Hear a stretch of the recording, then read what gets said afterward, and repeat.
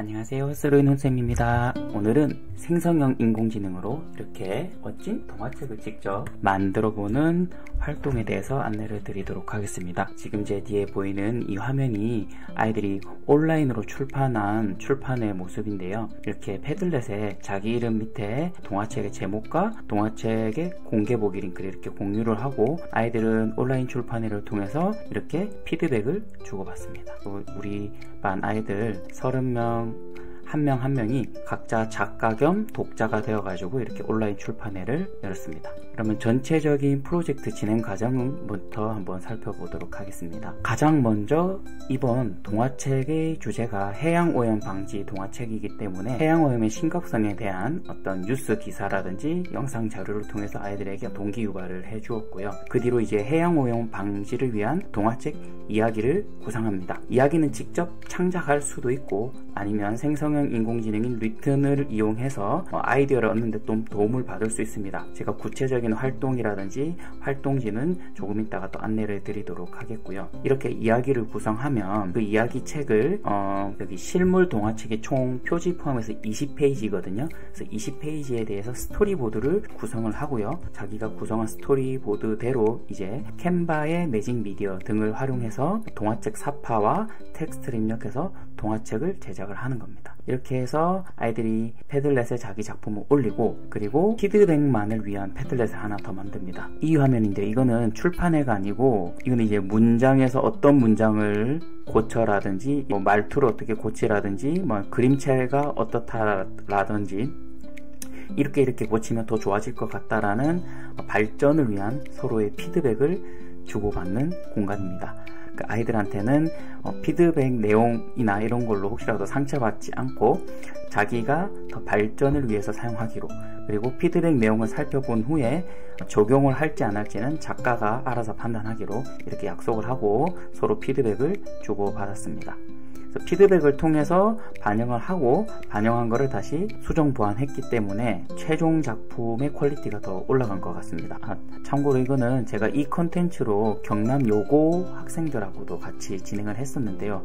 확실히 여고생들이라서 그런지 뭔가 좀 더 예술적인 감성, 인문학적인 감성이 더 뛰어난 것 같습니다. 그렇지만 초등학교 5학년 우리 반 학생들도 그에 못지않게 아주 잘 만들었습니다. 계속해서 과정을 살펴보시면 저희 반 아이들은 학기 초부터 디지털 도구 활용해서 이것저것을 많이 해봐서 어느 정도 소양이 많이 올라온 상태이긴 한데, 또 제가 이런 프로젝트를 하면서 항상 느끼는 점은 서로 부족한 점을 도와주면서 서로 이제 의사소통하고 협력하면서 하는 모습이 좀 보기 좋았고요.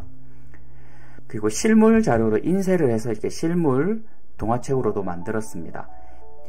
뒷표지에는 보통 바코드가 있는데 여기서는 이 책을 온라인으로 볼 수 있는 QR코드를 넣었고요. 측면에도 측면 표지를 넣기도 하고요. 그 다음에 동화책 앞표지에는 출판사 이름, 책 제목 등을 넣을 수 있도록 했습니다. 실제 동화책들의 구성 방식이라든지 이런 것들을 철저히 분석을 해가지고 아이들과 함께 만들어 갔습니다. 이것은 이제 온라인 출판회를 하는 모습인데 1학기 방학식을 앞두고 이렇게 과자 뷔페를 열고 아이들이 먹고 싶은 과자를 이렇게 하나씩 담은 다음에 만화방처럼 책방처럼 자유로운 분위기 속에서 친구들 작품을 하나하나 다 읽고 피드백을 남기는 온라인 출판회를 가졌습니다. 그리고 창의융합 한마당에서 우리 아이들이 만든 오프라인 즉 실물 동화책을 이런 식으로 전시를 했었고 많은 분들이 궁금해 하셨고 이게 진짜 초등학생들이 만든 게 맞냐 물어보시기도 하고 관심을 많이 받았습니다. 우리 아이들의 동화책이 상당히 인기가 많았습니다. 그럼 동화책을 만들기 위해서 가장 첫 번째로 해야 될 것이 바로 동화책 이야기를 만드는 것이겠죠. 이야기를 만드는 방법은 두 가지입니다. 첫 번째, 가장 쉬운 방법, 아이들이 직접 창작을 하는 것입니다. 직접 창작하는 방법도 너무 좋은 방법이지만 저는 리튼을 이용해서 이야기를 생성하는 요소를 넣었습니다. 다만 여기서 주의해야 될 점은 생성한다는 것은 내가 어떻게 프롬프트를 구성할지, 즉 내 동화책에 대해서 먼저 구조화를 시킨 다음에 프롬프트를 입력할 수 있도록 했고요. 그리고 나온 결과물을 그대로 복사 붙여넣기 하는 게 아니라, 즉 아이디어를 좀 확산시키고 조정하는 차원에서 이것을 사용할 수 있도록 교육을 철저히 시켰습니다. 그래서 여기는 활동지 예시인데요. 아이들에게 프롬프트 엔지니어링이란 어떤 것인가, 그리고 내가 이야기하고 싶은 동화책, 그래서 우리가 흔히 알고 있는 이야기의 3요소인 인물, 사건, 배경, 동화책 제목, 주제, 그리고 이런 걸 바탕으로 해서 내가 최종적으로 입력할 프롬프트 어떻게 구성할지에 대해서 미리 구성을 하고 나서 이야기를 생성했습니다. 이렇게 생성한 이야기를 사용한 아이들도 있지만 자기가 직접 창작해서 한 아이들도 있습니다. 그것은 이제 아이들에게 자유로 맡기고 대신에 생성형 인공지능 중 리튼을 사용할 때 주의해야 할 점이라든지 사소한 꿀팁 같은 것도 아이들에게 전수를 해 주었고요. 이렇게 이야기가 다 만들어지면 이제 스토리보드를 짜는 겁니다. 여기 보시면 앞표지, 그리고 펼쳤을 때의 페이지들, 그래서 마지막 뒷표지까지 해서 총 20페이지를 구성을 하는 것이었고, 앞표지는 책의 제목, 글, 그림, 지은이, 동화책, 글, 그림, 작가 이름, 그리고 출판사의 이름, 출판사의 로고, 이런 걸 넣을 수 있도록 했습니다. 참고로 출판사는 우리 아이들이 부서별 활동을 하기 때문에 부서별로 출판사 이름과 로고를 만들 수 있도록 했습니다. 이런 스토리보드까지 모두 구성이 되었으면 이제 실제로 동화책을 제작하는 단계입니다. 동화책 제작은 캔바를 이용해서 하고요. 반드시 아이들은 선생님의 교육 계정에 의해서 초대된 아이들이 캔바를 사용해야 합니다. 초등학생들이 생성형 인공지능을 사용할 수 있는 도구는 단 2가지, 리튼 같은 경우도 사실은 학부모 동의하에 사용을 할 수 있고요. 캔바 교육 계정으로 초대된 아이들 같은 경우는 캔바의 매직 미디어를 통해서 이미지 생성을 할 수 있습니다. 캔바에서 처음에 검색어를 북 크리에이터라고 검색을 하면 이렇게 여러 종류의 책 템플릿이 나오는데, 지금 저희가 인쇄해야 되는 책 같은 경우는 이런 책이 정사각형입니다. 참고로 이거는 쇼핑몰이나 이런 데 무지 스크랩북이라고 치면 20페이지짜리 같은 경우 한 800원 정도 하고요, 한 권에. 아니면 10페이지짜리도 있으니까 한번 참고해 보시면 좋을 것 같습니다.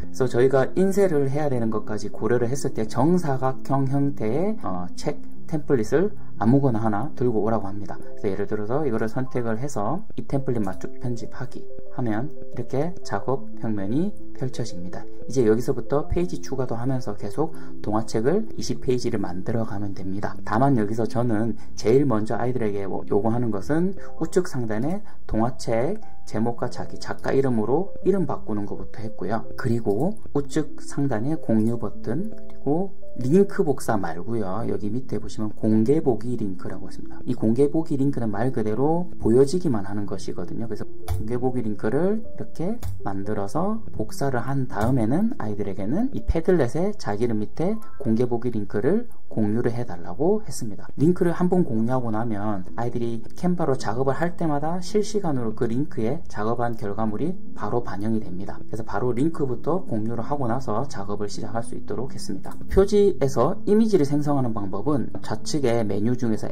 앱에서 밑에 조금 보시면 매직 미디어라는 앱이 있습니다. 매직 미디어를 선택하고 여기에 아이들이 그리고 싶은 이미지를 프롬프트로 입력해서 생성을 하면 됩니다. 그리고 밑에 보시면 생성될 이미지의 비율부터 먼저 정합니다. 여기서 이제 정사각형 이미지를 하면 되겠고요. 그리고 중요한 거, 동화책 20페이지에 달하는 것들이 그림체가 통일이 되어야 되겠죠. 그래서 그림체를 이 스타일에서 모두 보기를 한 다음에 내가 원하는 그림체를 하나 선택해서 일관되게 하는 방법이 있고, 아니면 프롬프트에 입력할 때마다 어떤 그림체에 대한 설명을 약간 디폴트 값으로 넣어가지고 하는 방법도 있습니다. 아이들에게 여러 가지 방법을 안내해 주고요. 그리고 캐릭터가 일관성을 유지하기가 힘들기 때문에 그나마 그런 오차를 줄일 수 있는 방법 중에 하나가, 예를 들어서 만약에 고양이가 주인공이라면 검은색 고양이라든지 이렇게 이 캐릭터에 대한 어떤 외형에 대한 여러 가지 설명을 구체적으로 주고 나서 검은 고양이가 어떻게 하고 있다. 예를 들어 사랑 같은 경우 제가 예전에 동화책 만들 때 30대 한국 남성 잘생긴 한국 남성, 파스텔 톤의 스웨터를 입은 이런 식으로 외형에 대한 묘사를 디폴트 값으로 주고 이 사람이 뭘 하고 있다, 어떻게 하고 있다, 이런 식으로 프롬프트를 입력을 하면 완벽하진 않겠지만 그래도 그냥 생성하는 것보다는 훨씬 더 일관성을 유지할 수 있고 그나마 오차를 줄일 수 있는 좋은 방법 중에 하나입니다. 그래서 아이들에게도 그거를 이야기를 해주고요. 그렇게 해서 아이들이 생성하고 구성해서 동화책을 만들어 갑니다. 제가 예를 들어서 깨끗하고 아름다운 부산 해운대 바닷가의 모습, 이런 식으로 제가 프롬프트를 입력해 보겠습니다. 네, 이렇게 이미지가 생성이 되었고요. 저 같은 경우는 몽환적인이라는 스타일로 이렇게 만들었습니다. 그래서 스타일이나 이런 게 마음에 안 들면 다시 생성을 하면 되고요. 이거를 마음에 든다라고 가정을 하고 이런 이미지를 가득 이렇게 채워 넣어도 딱 정사각형이니까 딱 채워지기도 하고요. 여기 이제 동화책 제목을 입력을 해야 되겠죠. 동화책 제목은 이제 텍스트를 입력해서 내가 원하는 글꼴, 크기, 색상, 효과 등을 줘도 되고, 아니면 이미 만들어진, 이미 디자인된 것 중에 마음에 드는 거를 선택을 해서 조금 바꿔도 상관없습니다. 예를 들어 이런 글씨체를 선택을 했다고 했을 때, 다만 여기서 영어 글씨체이기 때문에 이런 식으로 한글을 입력하면 조금 멋이 없어지긴 합니다. 기존의 것과 다르게. 이럴 때는 한글로 한 다음에 다시 이거를 폰트를 한글 폰트로 바꿔주면 되겠습니다. 예를 들어서 이런 식으로 했다고 칩시다. 그러면 한글 폰트로 바뀌고 대신에 글씨의 색깔이라든지 효과 같은 건 그대로 적용이 되는 걸 볼 수가 있습니다. 이런 식으로 해서 동화책의 제목, 그리고 동화책 글 그림 작가 이름, 그 다음에 동화책 출판사 로고, 이런 것까지 표지를 구성하도록 합니다. 그렇게 해서 이제 페이지 추가를 누른 다음에 아까 스토리보드 했던 것처럼 2페이지, 3페이지, 4페이지 이런 식으로 구성을 해 나갑니다. 이미지와 텍스트를 조합해서 계속 만들어 가겠죠. 참고로 이미지는 100% 생성형으로만 하지 않더라도 다르게 할 수 있는 방법이 좀 몇 가지 더 있는데요. 예를 들어서 제가 해운대 백사장 위에 점박이 모양의 귀여운 고양이 한 마리 라고 점박이 고양이 한 마리를 이렇게 생성을 해 보도록 하겠습니다. 이렇게 생성된 이미지를 볼 수가 있는데 이거를 꽉 채워도 되는데 캔바에서는 이렇게 위에 보시면 편집이라고 보이죠. 이 편집 버튼을 눌러서 이미지를 인공지능 기반으로 편집할 수 있는 툴이 많이 있습니다. 가장 대표적으로 이게 배경 제거 버튼을 누르면 이 사물을 인식해서 객체를 인식해서 이런 식으로 보이시죠? 바로 배경을 싹 제거해서 이런 식으로 만들어 줄 수 있습니다. 그러면 이 고양이만 딱 따가지고 다른 이미지 위에 얹는다든지 해가지고 좀 더 색다른 표현도 할 수가 있을 거고요. 또 매직 이레이저는 여기 있는 디자인 요소 중에서 나 이런 부분은 필요 없을 것 같아. 예를 들어서 여기 있는 별을 하나 지워보도록, 요거를 제가 클릭하면요, 지우게 하면 여기 표시된 부분이 어떻게 되는지 한번 보십시오. 예, 감쪽같이 주변과 올리게 해서 없어집니다. 이런 식으로 편집을 덧댈 수도 있고요. 제가 좋아하는 기능인데 매직 익스펜드는 예를 들어 여기 자유 형식에서 제가 꺽쇠 표시를 이렇게 확장을 시키면 지금은 이 여백으로 되어 있는 이 부분을 확장 버튼을 누르면 이 여백 부분을 기존 이미지와 어울리도록 알아서 생성해서 채워주는 기능입니다. 이것도 이미지 비율이 맞지 않거나 상황에 따라서 이거를 좀 활용해서 사용할 수도 있을 것 같습니다. 네, 이렇게 생성이 되었고요. 이것도 4가지 버전으로 생성이 되기 때문에 여기 보시면 아주 미묘하게 아까 그 여백 부분들이 조금씩 다릅니다. 그렇지만 기존 이미지와 어울리도록 이렇게 생성이 된 걸 볼 수가 있으니까 입맛대로 이렇게 골라서 해보시면 좋을 것 같습니다. 매직 그랩은 일단 먼저 이렇게 추출을 하고요.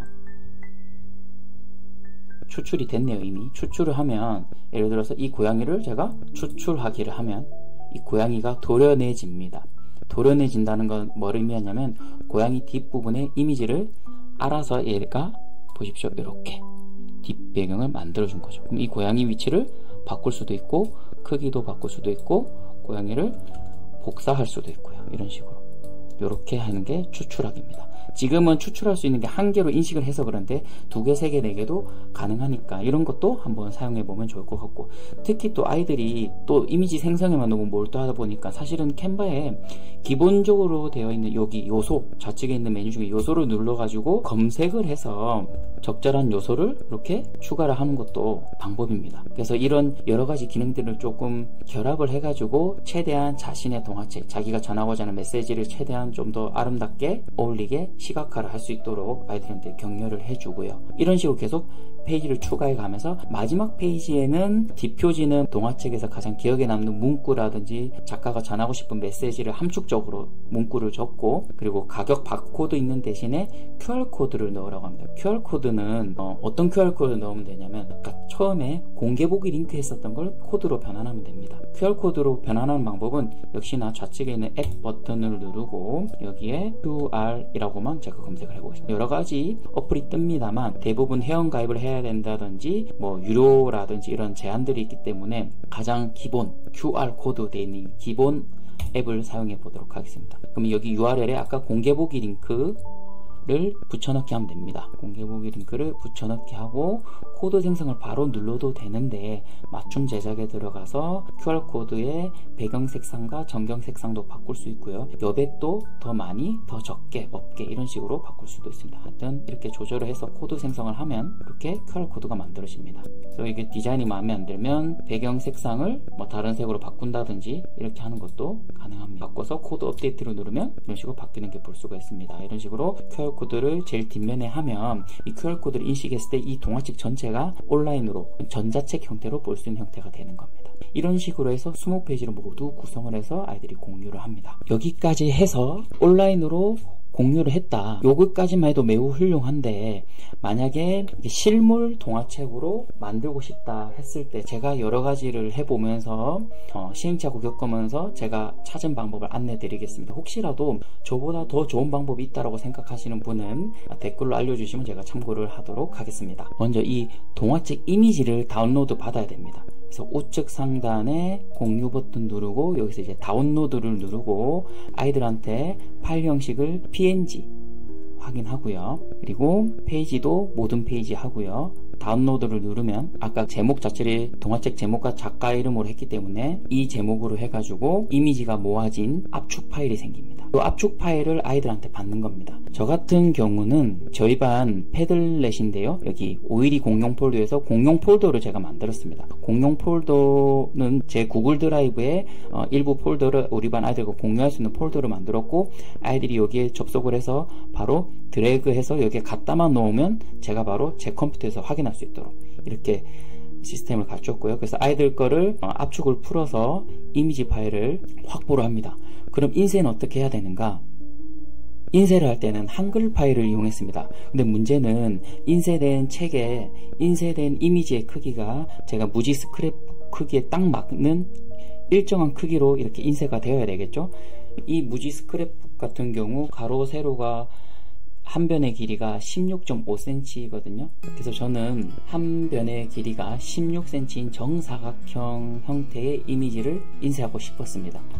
그래서 여러 가지 거를 시도해 보다가 제일 쉬운 방법이 뭐냐면 한글에서 편집 용지에 가셔가지고 지금 한글의 폭이 원래 210이잖아요. 그러면 이게 폭이 160이 되기 위해서는 좌우에 25씩 제거시키면 됩니다. 50을 제거시키면 되겠죠. 왼쪽 오른쪽의 여백을 25로 한다면 저절로 사용할 수 있는 폭이 160이 됩니다. 설정을 누르면 지금 이게 이 폭이 160이 되는 겁니다.